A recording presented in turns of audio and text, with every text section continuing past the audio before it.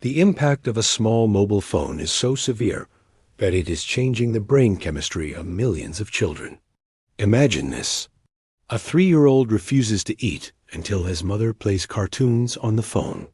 A 5-year-old cannot speak properly because his parents were too busy and had no time for him, so he grew up in front of a television. This is not fiction. This is reality. The lack of critical human interaction is leaving behind scars that are invisible at first glance, but terrifying in their long-term effects.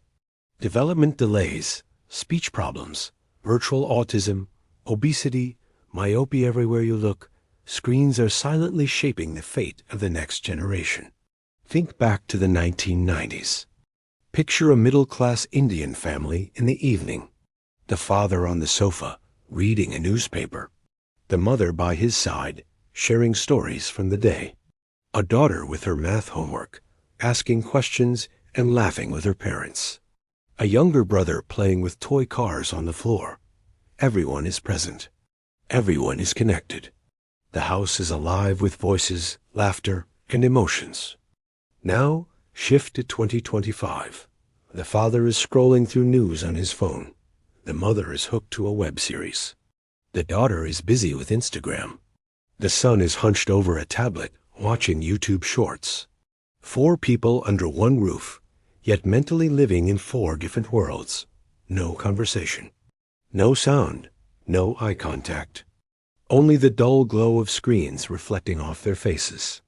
At first glance, it looks harmless, but behind it lies a storm that few people dare to talk about.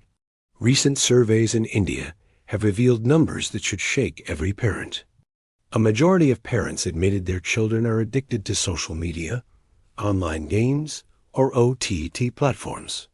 Many reported increased aggression and impatience in their kids.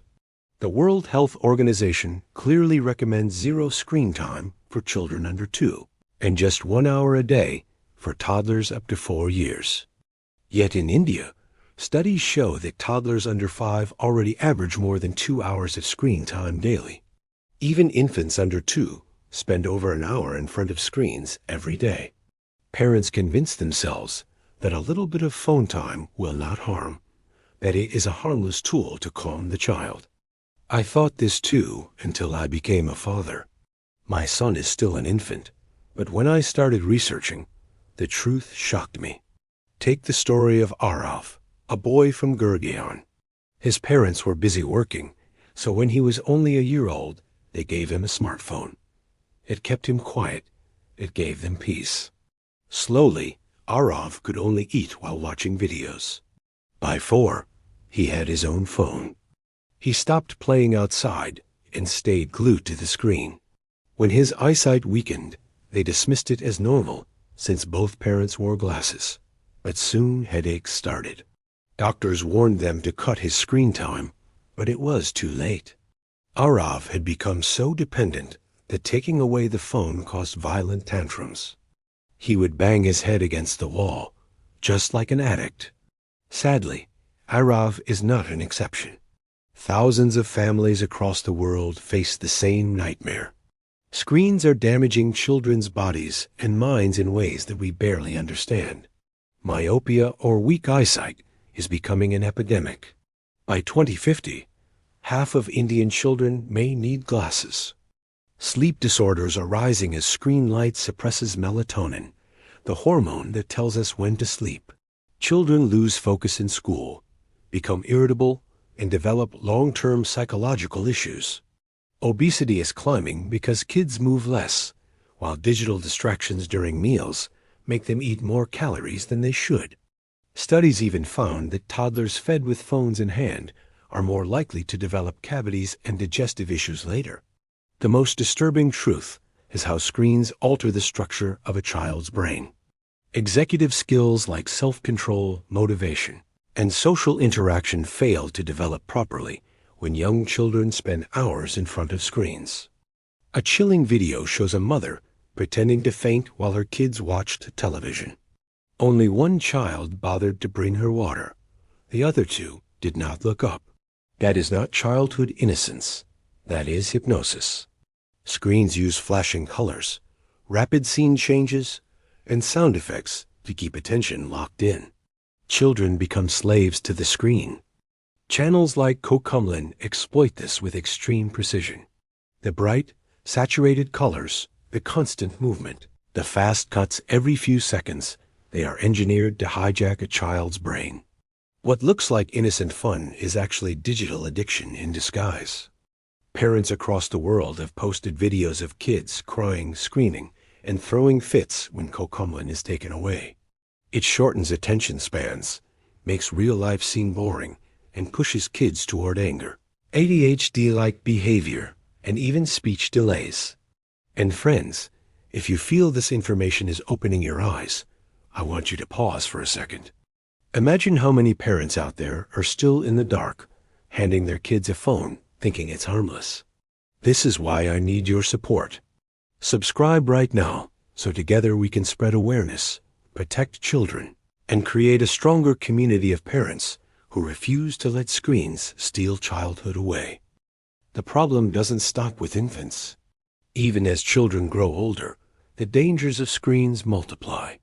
Take the case of Priya's daughter in Jammu. At 2 years old, she was saying, "Mama," and "Papa," but constant exposure to screens stalled her speech. By 5, she could speak only a handful of words.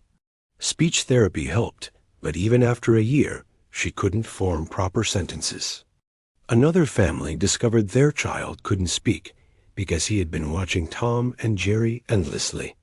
Since the characters do not talk, he learned to act things out without words. Imagine a child thinking the world works like a silent cartoon. This is not a coincidence. Children are social learners. They need two-way interactions, listening, speaking, observing facial expressions, and lip movements. Screens break that process. Cartoons especially distort reality, leaving children unable to pick up natural speech patterns. Language delays are only part of the problem. Screen-fed children show weaker motor skills because they spend less time moving their bodies. A major study on thousands of children found that even 1 to 4 hours of screen time at under a year of age tripled the risk of delays in communication and problem solving. With more than 4 hours of screen time, delays multiplied 5 times. During the COVID lockdowns, some children became so dependent on screens that by 4 years of age, they could barely walk or talk. Others developed ADHD symptoms, unable to focus, constantly restless, throwing tantrums when phones were taken away. Doctors even coined the term virtual autism to describe the social withdrawal, language issues, and attention problems linked to early screen exposure. And if you think older kids are safe, you're wrong. Studies on preteens show that heavy screen use increases the risk of anxiety and depression later in life. When problems arise, instead of seeking help from real people, children retreat further into screens. It becomes a vicious spiral of loneliness, insomnia, and emotional dependence. Like adults who turn to alcohol for relief, children turn to games, videos, and social media. At first, it feels like comfort, but soon it deepens the wounds. One heartbreaking story is of Kishan, a 6th grader. During online classes in the pandemic, he started using his tablet for entertainment. Games, movies, social media had consumed his life. He stopped talking to his family, stopped playing with siblings, even lost interest in eating. His health collapsed. He grew malnourished, depressed, and anxious. Doctors had to intervene. Another student in 10th grade desperately wanted a phone. His mother refused. The boy stole 15,000 rupees from her purse and bought one secretly. Only when the school principal caught him did the truth come out. That is how strong this digital addiction has become. What starts with Cocomelon for toddlers grows into social media and gaming for teenagers. The design is always the same: colors, speed, dopamine. Video games and endless scrolling flood the brain with dopamine, creating a powerful reward loop. Soon, the brain craves more and more, and real life feels dull. Children stop feeling joy in family time, studies, or even playing outside. But there is a solution, though it is not easy. For the youngest, screens should be avoided entirely. Infants and toddlers do not need them at all. Even for kids up to 5, keep screens away. Instead, fill their days with interaction, stories, songs, games, building blocks, puzzles, dancing, or playing outside. Mark screen-free zones at home, like the bedroom and dining table, where no one, parents included, uses a phone. Above all, remember children copy their parents. If they see you glued to your device, no amount of scolding will work. They learn from your actions, not your words. Once children are older, set strict limits and choose educational or interactive content instead of mindless cartoons. Encourage outdoor activity for at least 3 hours a day. Make space for board games, drawing, or storytelling. Every time you replace the screen with a real connection, you give your child back a piece of their stolen childhood. And now I want to hear from you. Has this story touched you? Do you see your own family in these examples? Are your children or those of your relatives already caught in this web of screens? Share your experiences in the comments. Your words might save another parent from making the same mistake. Let's start a conversation that can protect an entire generation.